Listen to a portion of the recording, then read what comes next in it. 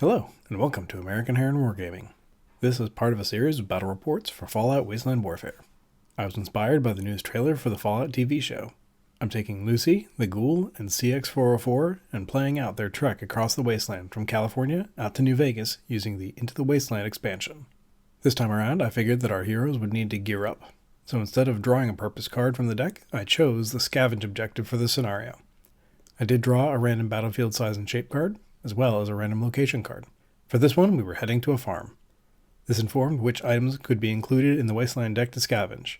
No power armor or even regular armor was on offer, but there was lots of food and regular clothes to be had.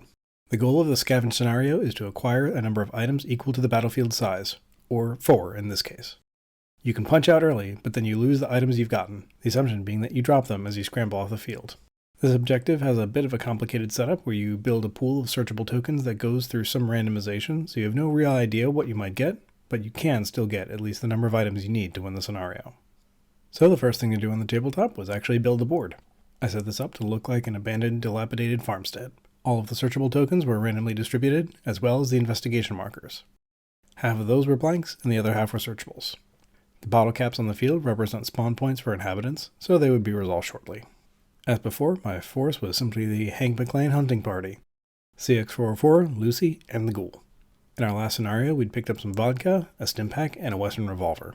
Besides their default kit, I'd swapped out Lucy's tranquilizer gun for a 10mm pistol, and given her a Pip-Boy. Those felt both thematic and mechanically balancing choices, especially given that the force still clocks in at only around 350 caps before adding in the recovered gear, and the recommendation for Into the Wasteland mode is 500 caps. They deployed in their designated area, and it was time to spawn the first 2 inhabitants and see who we'd come across. The first inhabitant is a single ghoul, perhaps the current proprietor of the farm. They are lurking about. That's not suspicious at all. For the second inhabitant we get, a young Deathclaw, who is stalking the member of our team worth the most caps. You gotta be fucking kidding me, says the ghoul. The spawn inhabitants are scattered in their placement, so the lurking ghoul sets up as far away from the Deathclaw as possible. The Deathclaw itself scatters into a nice open lane leading right to our little band. And with all that sorted, it's time to actually kick things off. Thankfully, the lurking ghoul gets randomly selected to activate first. It is random, I swear. She moves up and prepares to unload her double-barrel shotgun on the first hostile thing that gets in range. There's no way I'm doing this sober, says the ghoul as he downs the bottle of vodka we picked up last session. The extra armor and endurance might be handy when getting a Deathclaw bear hug. His first pistol shot is dead on and hits all the important bits. 6 total damage, and only 2 of that gets knocked off by armor, dropping the young Deathclaw to half health in the first shot. And he gets an action point, which is going to get used to put another round down range. This one is only 3 damage, of which 2 gets through. His last shot of the turn also hits and generates an action point, and gets 2 of the 4 damage rolled through. The young Deathclaw, which thought that it was going to get a tasty meal, drops with several fist-sized holes blown through it. This just goes to show you that you do not fuck with Cooper Howard. With his last action point, he scoots and finds a little bottle of Wonder Glue. Now ain't that special. Without any other NPCs to activate, Lucy heads up towards the searchable markers. She uncovers one which requires a search test.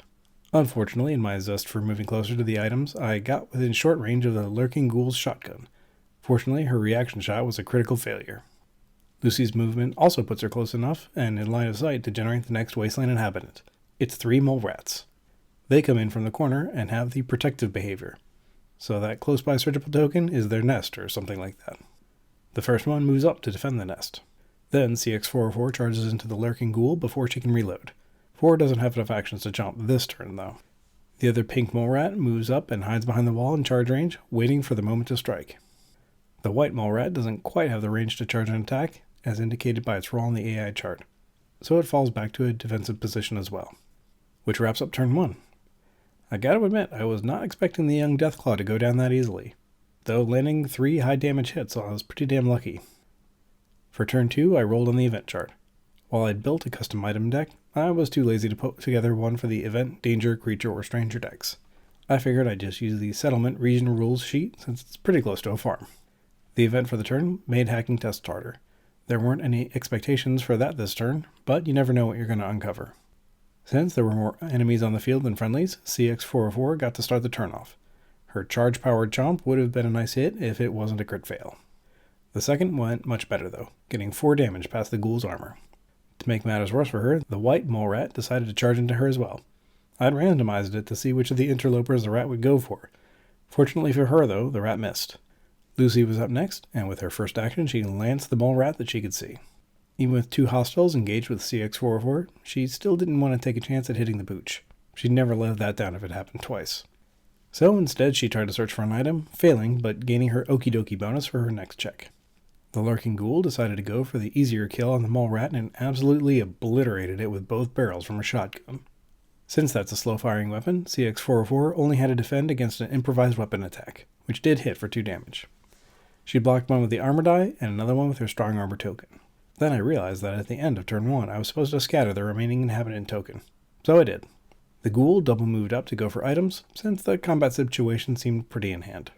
The last mole rat also decided to go after the lurking ghoul instead of CX-404, but also missed. I figured that she would not use her reaction token to retaliate since she was still reloading the double-barreled shotgun. Then I remembered to scatter the inhabitant token at the end of the round this time, which closed out turn 2.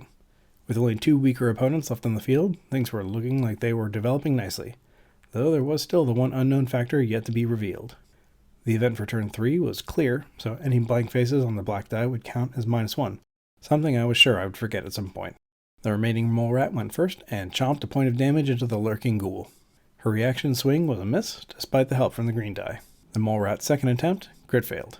So it was CX-404 up next, who was grateful for that help, since she was able to get the one final damage needed to drop the lurking ghoul before she got a chance to try again with that combat shotgun. 4 swung around on the mole rat, but crit failed on that attempt. Lucy succeeded on her search check thanks to the okie dokie bonus to uncover a weapon repair kit. Now it's not only the ghoul who gets bonus dice. With her second action, she walked over to another searchable and uncovered a battered fedora, which would have come in handy earlier with that option to do search checks as a quick action. This did put her in range and line of sight of the final inhabitant token, so it's time to see who will be showing up. The roll was for a single bloatfly, since normally it should be the roll on the armor die -1. However, things were going so smoothly, I opted to bring both in. They got the hunting natural behavior, so like with everyone else in this scenario, they were starting out aggressive. The first of the fresh appearances fired a larva long range at Lucy, but critically failed. On the second roll, I remember that long range meant that it didn't get the yellow die, but it was also a miss. Then it was the ghoul's turn. He moved out, flipping over an empty searchable marker while drawing a bead on the bloatflies. The first shot blew through all the natural armor and both hit points of the unactivated bloatfly. It also generated an action point, which the ghoul then used immediately to take on the second one. This shot was barely on target, but it was still a 4 damage hit. Thankfully, the ghoul doesn't take penalties when shooting as a quick action. The bloatfly's carapace put up no resistance, and the oversized bug popped like a smelly balloon. From his new position, the ghoul also had line of sight to the 3 investigation markers. 2 had items, and 1 was blank. I also realized that the one on the north side should have exposed long ago. It was also blank.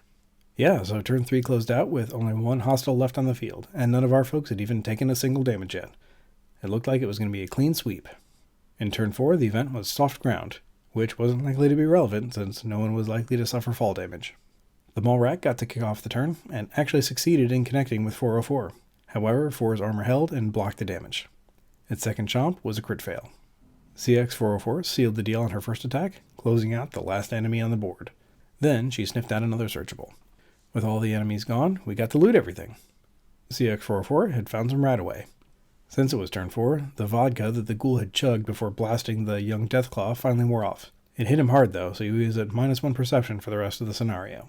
The next searchable was a dud. Then we uncovered a patched 3-piece suit. The searchable in the middle of the field was nothing, as was the searchable in the back of the truck. A successful computers test yielded a flashlight. That's going to be a great item to have through the rest of the campaign. The next searchable presented a danger before we could get the item it held. The danger wouldn't have affected the ghoul, but since Lucy had all the bonuses and none of the hangovers, I figured that it would affect her. Fortunately, she tested luck and avoided the rad damage. From the withered ghoul's hand, she pulled a bottle of moonshine. "Now that's something worth finding," said the ghoul. And with that, the field was fully looted, and our heroes head off to get back on the road. "I wonder what was on the TV in the house back there," Lucy asks. "Probably static. Not worth checking out," says the ghoul. It faded into the distance as they walked away. That's it for part 2 on the long road to Vegas. I haven't decided yet how many entries there will be in this series. It may simply be as many as I can get in until season 2 of the show drops. We'll see. As always, stay safe out there in the wasteland.